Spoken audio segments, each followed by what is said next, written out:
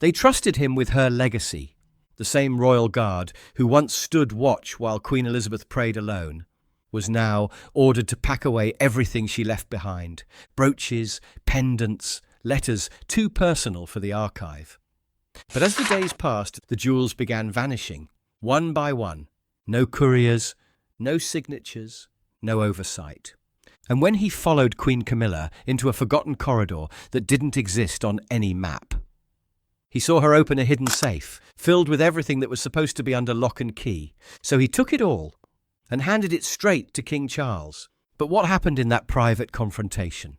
No one outside the castle was ever supposed to know, until now. Before I show you exactly what was said behind closed doors, make sure you're subscribed with notifications turned on. Drop a comment telling us where in the world you're watching from, and share this with someone who still thinks royal guards just stand still. Because what you're about to witness wasn't protocol, it was a reckoning. The air inside Windsor Castle still carried whispers of mourning. Not official, flags flew at full mast now, black ribbons long gone from the gates. But in the Queen's private quarters, where lavender sachets lingered in mahogany drawers, silence felt different, sacred, like the walls themselves hadn't accepted she was really gone. Sergeant Oliver Renwick understood that feeling better than most. Coldstream Guard, late 30s, 3 tours in Afghanistan. He'd stood at Her Majesty's shoulder for over a decade. She'd noticed him once during a storm at Balmoral, rain cutting sideways across the moors. "You guard my life better than I remember it," she'd said, that dry smile tugging at her lips. He hadn't expected to return here like this, cataloguing memories instead of making them. 2 weeks earlier, a handwritten note had appeared in his barracks locker. No courier delivery, no official channels. Just there one morning, sealed in crimson wax with the royal cipher pressed deep. The message inside was brief, one sentence that changed everything. "Report to Windsor. Secure handling of personal effects. Discretion essential." When he arrived, King Charles received him personally, not in the throne room or some gilded study, but in a simple drawing room with morning light streaming through gauze curtains. The king wore a rumpled tweed jacket, his eyes carrying the particular exhaustion that comes with inheriting more than you bargained for. "I need someone who knew her," Charles had said, hands clasped behind his back as he gazed out at the East Garden. "Not just the protocol. Someone who understands what mattered to her personally, what can't simply be filed away." Oliver had nodded once. He understood. The task felt impossible at first. Behind a discreet door off the East drawing room lay the Queen's private archive, not the official collection managed by curators in white gloves, but the personal things. Velvet boxes holding brooches she wore only to family christenings, tiaras quietly loaned to nieces for their weddings, coins slipped into her purse for luck, letters from grandchildren, photographs with corners worn soft from handling. Each morning, Oliver arrived before the maintenance staff, while dew still clung to the courtyard stones. He wore his dress uniform, not because regulations required it, but because it felt right, a sign of respect. He logged each item by hand in a leather-bound ledger, using the same fountain pen she'd given him to sign a guest registry after that storm at Balmoral. Lady Agnes Morton, the Queen's retired lady-in-waiting, supervised with quiet approval. A small woman with silver hair and eyes that missed nothing, she'd offer the occasional memory or warning. That one was never meant for display. Mark it as private. Sometimes she'd pause, fingertips resting on a silk scarf, and whisper, "She wore this the day Margaret passed." There was no team, no fanfare, just Oliver, Agnes, and the weight of a life being carefully preserved. He felt the Queen's presence in unexpected places. In the small notes she'd left behind, one taped to a silver hairbrush. "Keep this with the blue box. Still smells like Balmoral." Another folded between silk scarves. "Charlotte laughed when I dropped this." "Don't mention the tea stain. This wasn't logistics. This was love made tangible." Which is why, when the first piece went missing, Oliver didn't panic. He paid attention, because here in this room where trust had outlived its keeper, nothing disappeared by accident. The sapphire mourning brooch vanished on a Thursday.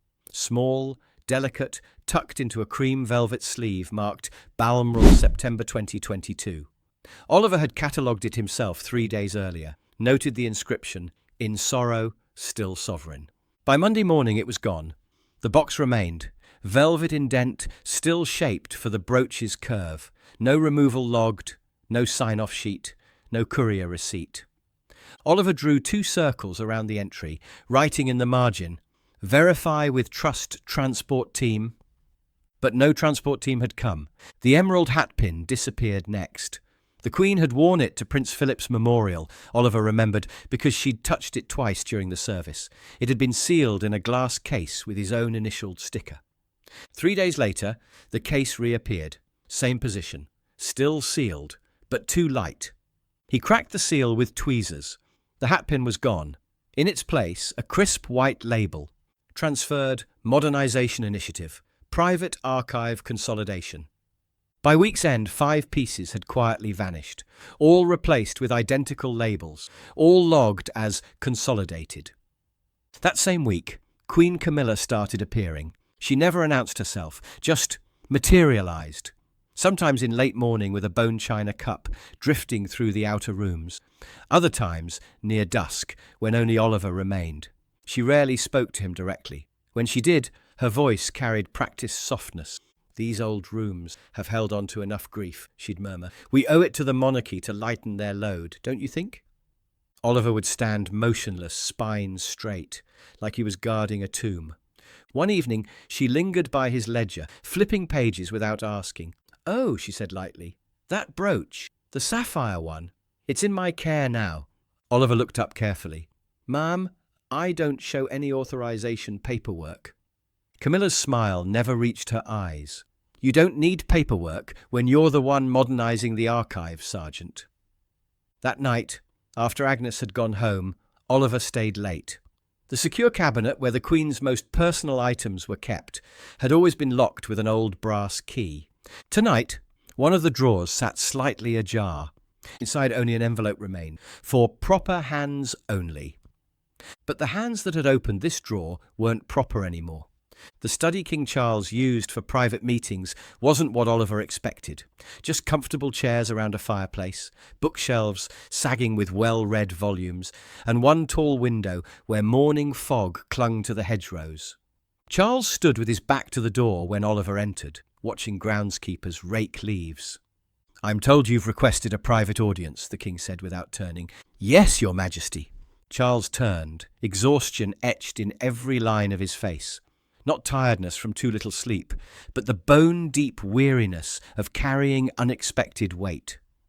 "You've been entrusted with something sacred," Charles said. "I trust you understand that." Oliver stepped forward and placed his logbook on the coffee table, opening to flagged pages. "These 5 items, sir, all from Her late Majesty's private collection, all now missing."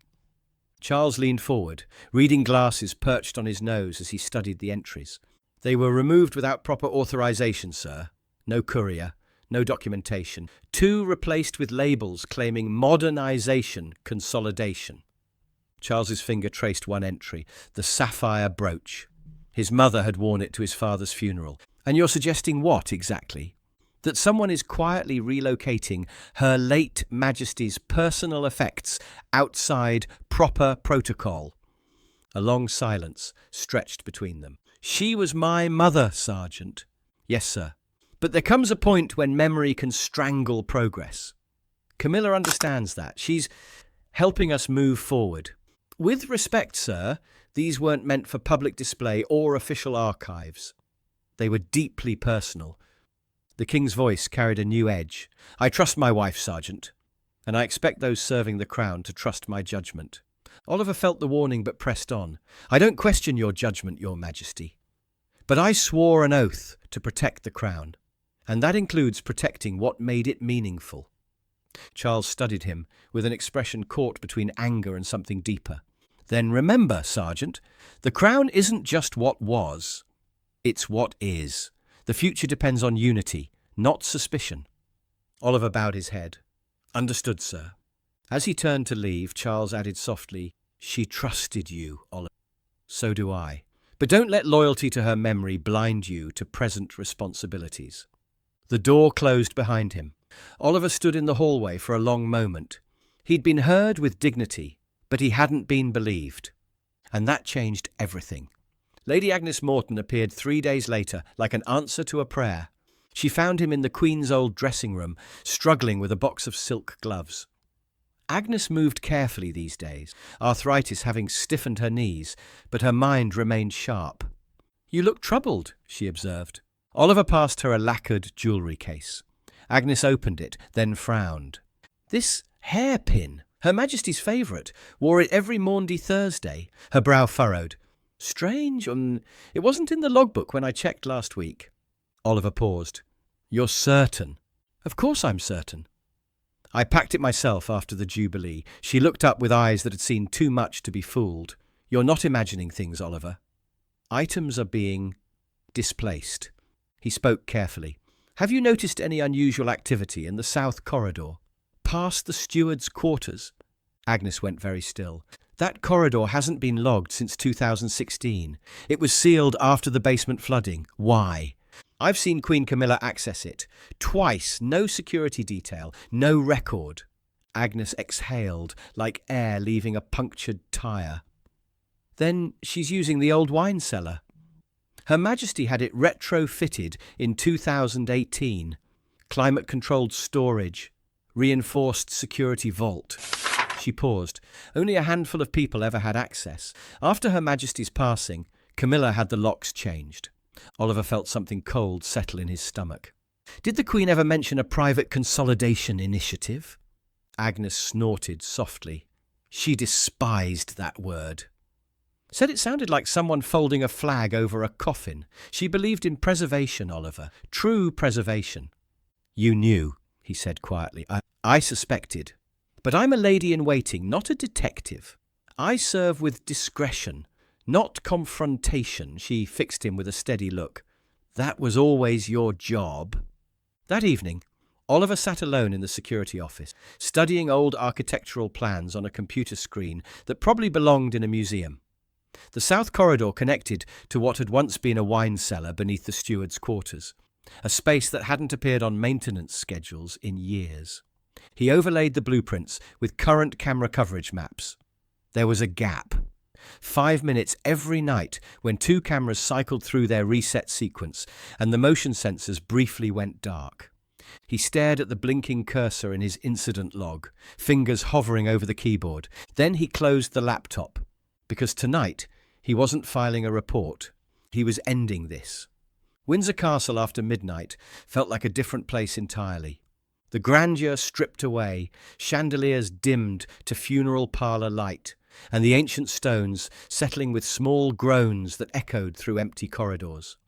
Oliver moved like a ghost through passages he'd walked in daylight 1,000 times, every footstep muffled by centuries of Persian rugs and careful training. No ceremonial boots tonight, soft-soled shoes, dark wool coat, collar turned up against the November chill that seeped through stone walls. He'd memorised the guard rotations, knew which housekeeping staff had gone home, when the automated systems cycled through their maintenance sequences. Camilla's pattern had become predictable over the past week, always just after 11. Always alone, always with that same leather portfolio tucked under her arm like she was carrying state secrets. Oliver waited in the conservatory alcove, hidden behind trailing ivy, where moonlight threw fractured patterns through stained glass. The smell of damp earth and old roses filled the air, masking any trace of his presence. Then she appeared. Camilla glided down the corridor with the same practiced grace she displayed at state functions, dressed in a silk dressing gown the colour of burgundy wine, belt knotted precisely at her waist. No jewellery tonight, no makeup. Just the quiet confidence of someone who owned the space she moved through. She didn't hesitate at the top of the steward's stairs, didn't look around or check for observers, just turned left into the staff wing and disappeared into shadows that seemed to swallow her whole. Oliver counted to 30, then followed.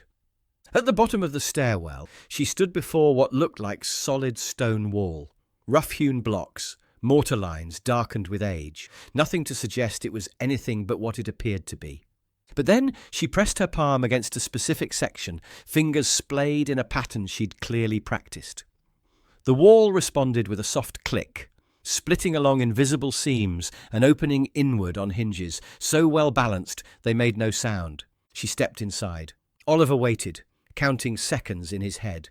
No alarms, no guards rushing to investigate, just the soft whisper of old air moving through hidden spaces. When 60 seconds had passed, he crept forward and peered through the gap before it sealed shut. What he saw made his breath catch. Camilla stood before a vault built into the far wall, not some antique strongbox, but a modern security unit, all brushed steel and digital displays. She input a code with the confidence of long practice, her body angled just enough that Oliver caught the sequence. 6-2-4-9-enter. The mechanism disengaged with a muffled electronic beep. Camilla lifted the heavy door. Even in the dim lighting, the gleam was unmistakable. Brooches arranged in perfect rows, necklaces coiled in velvet-lined compartments. A sapphire choker Oliver recognized from the Commonwealth reception in '96. The ruby teardrops the Queen had worn to Princess Anne's wedding. Items that hadn't been seen publicly in years, some thought lost to time, others whispered about in Royal Collection Trust meetings. All here, all catalogued with clinical precision, all stolen. Camilla removed a small navy velvet pouch, checked its contents with a satisfied nod, then closed the vault as casually as someone closing a jewellery box. She turned and walked back toward the entrance, the wall sealing behind her like a secret swallowed by stone. Oliver didn't move until her footsteps faded completely. Then he stood in the empty corridor, heart steady despite the magnitude of what he'd witnessed. He had the code. He knew the location. He'd seen enough to confirm his worst fears. This wasn't protocol deviation. This was theft, pure and simple. And tomorrow night, he was going to do something about it. The iron key felt heavier than it should have in Oliver's pocket as he stood before the concealed wall 24 hours later. He'd found it that morning, tucked inside an envelope behind the Queen's writing desk in her private study. The envelope bore a label in her careful script, "For discretion." Not deletion. Inside, along with the key, was a small note that made his chest tight. "Some doors require more than codes, my dear observer. E.R." She'd known. Somehow the Queen had anticipated this moment and prepared for it. The corridor was colder tonight, or maybe it was just the weight of what he was about to do. Security had completed their rotation 30 minutes ago. The camera maintenance cycle would begin in exactly 3 minutes, giving him a window of electronic blindness that should be enough. Oliver pressed his palm to the wall where he'd watched Camilla the night before. Click. The hidden door opened, exhaling stale air that carried a faint trace of lavender, a scent he'd come to associate with the Queen's personal spaces.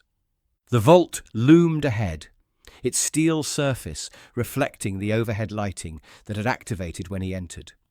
6-2-4-9-enter. The display blinked red. Access denied. Oliver frowned. He was certain of the sequence.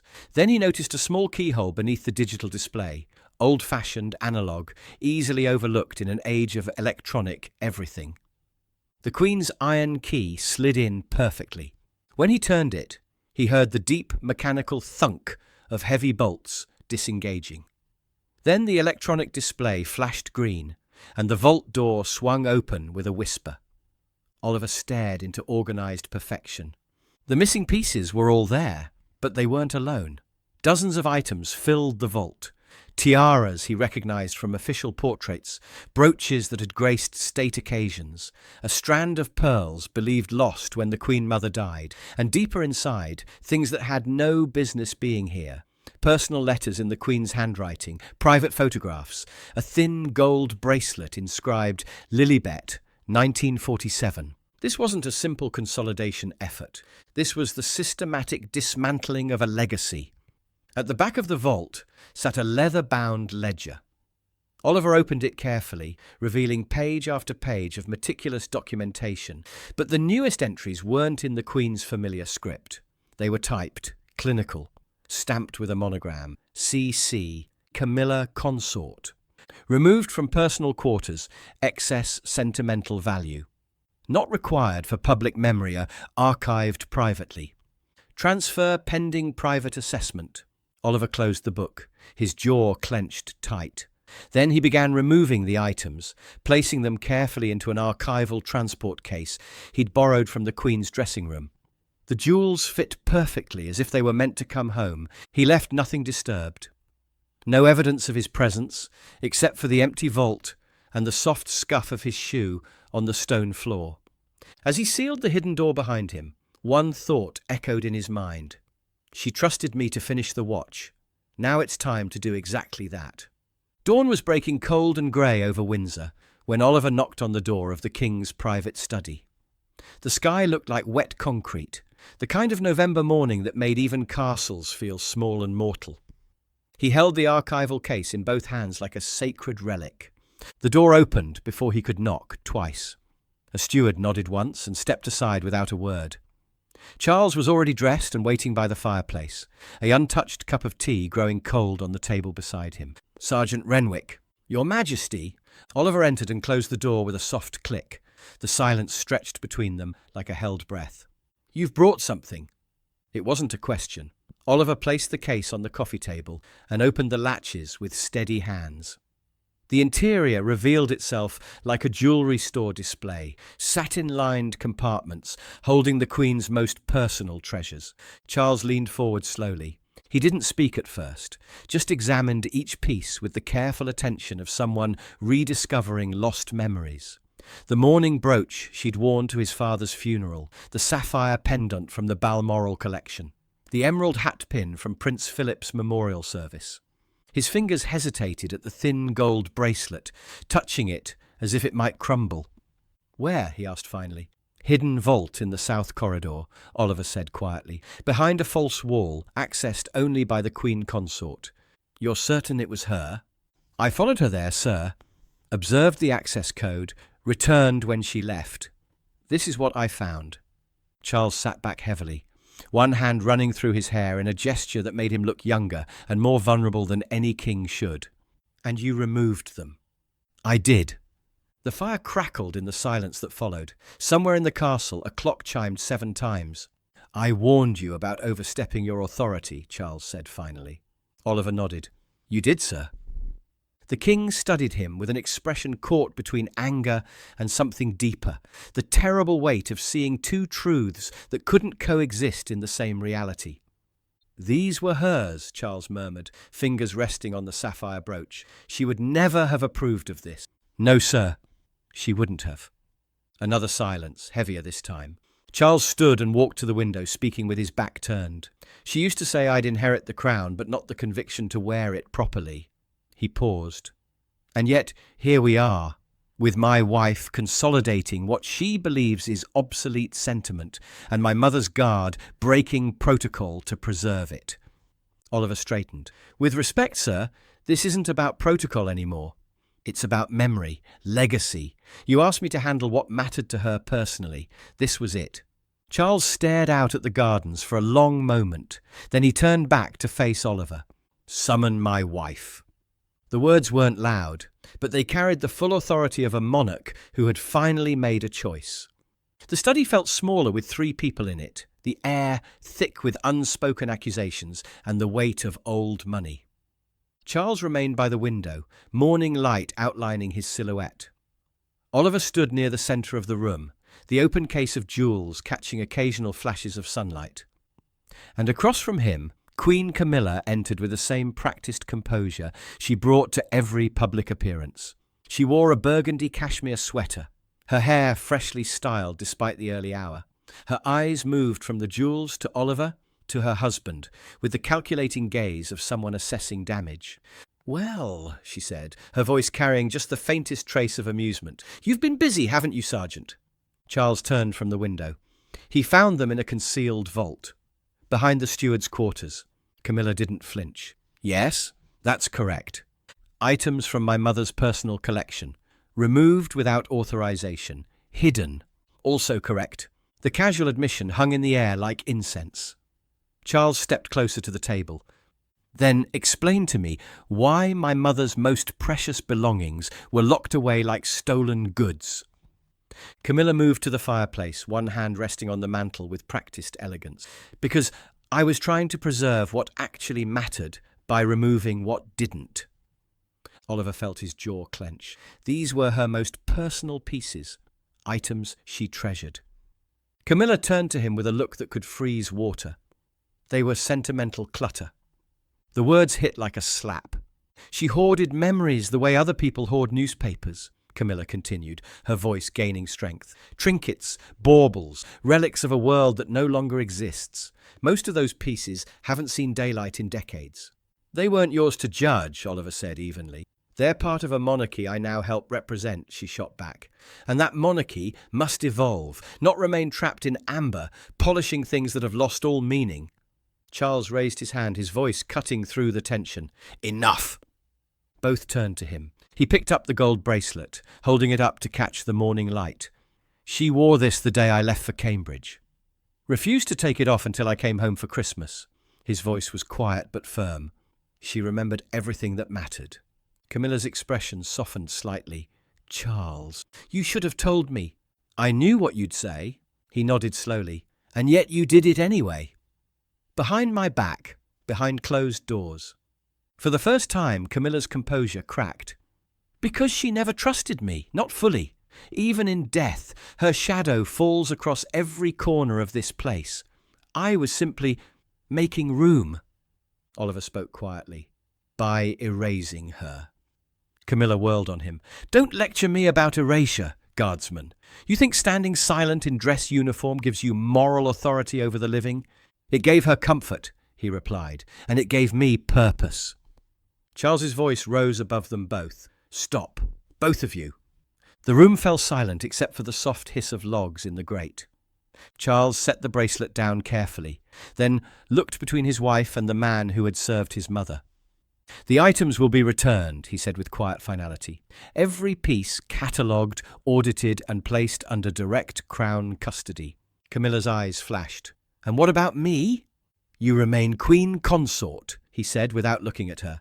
But you will have no further involvement in any archival decisions. Not one item leaves royal custody without my personal signature. She took a step back as if struck. Charles turned to Oliver. You'll receive formal reprimand for violating protocol, but you will not be dismissed. Oliver nodded once. The king looked between them one final time, his voice heavy with disappointment. My mother trusted both of you, in different ways. And in different ways, you've both failed her expectations. Then he walked past them both and left the room, the door clicking shut behind him like the closing of a book. The jewels were returned that same day. Not with fanfare or press releases, but with white cotton gloves and careful hands and a ledger signed by the king himself. Each brooch catalogued, each necklace photographed, each letter and personal effect logged under a new classification. Legacy custodianship, Elizabeth II Regina. Camilla didn't appear for the inventory process. Her public schedule quietly adjusted over the following week. A charity luncheon postponed. A garden party appearance cancelled. No official explanations offered, but the staff whispered in corridors and the press began asking questions and received no answers. The modernization initiative was suspended indefinitely. The hidden vault was sealed by royal engineers. Access to the Queen's personal effects was restricted to a handful of senior staff, all reporting directly to the king. Oliver Renwick received no medal for his actions. No public recognition, no handshake in front of cameras. Instead, an envelope appeared on his bunk one morning. Inside, a brief note in the king's handwriting. Duty and loyalty don't always follow the same path. You walked both with honour, no signature, just the royal seal pressed into warm wax. By week's end, his assignment changed. Not discharge, reassignment. Balmoral Estate. Rural posting, no ceremonies, no tourists, no palace intrigue. Just Scottish highlands and morning mist and the kind of silence that healed instead of haunted. Some might call it exile. Oliver called it home. He arrived on a Thursday evening when the sun was setting behind purple mountains and the air smelled of heather and rain. His quarters were small but warm, a cottage that had probably housed groundskeepers for generations, with thick stone walls and windows that looked out over endless moors. A fire was already burning in the grate. A kettle whistled softly on the hob. On the windowsill, someone had left a folded tartan blanket. Beneath it, one final envelope. This one bore the Queen's handwriting. For the one who stood when others sat, E.R. Inside was a single photograph, black and white, slightly faded at the edges. The Queen seated on a stone wall at Balmoral, wind tugging at her scarf, mud on her boots, smiling at something outside the frame. Beside her, a tall figure in dress uniform, Oliver himself from years ago, during one of her private walks. On the back, in her careful script, "The weather doesn't change the guard." Oliver tucked the photograph into his jacket pocket, next to his heart. Then he stepped outside into the Highland evening and breathed air that tasted of freedom. Should a royal guard risk his career to protect a dead queen's memory? Was King Charles right to punish his wife but still return the stolen jewels? And what would you have done if you'd discovered something you were never meant to see? Drop your thoughts in the comments. We read every single one. If you believe some legacies are worth protecting at any cost, smash that like button. Make sure you're subscribed with notifications turned on, and share this with someone who still thinks royal guards just stand around looking pretty. Our next story is already queued up on your screen, and we'll see you tomorrow, same time, same place, with another story that'll make you question everything you thought you knew about the royal family. Until then, stay vigilant.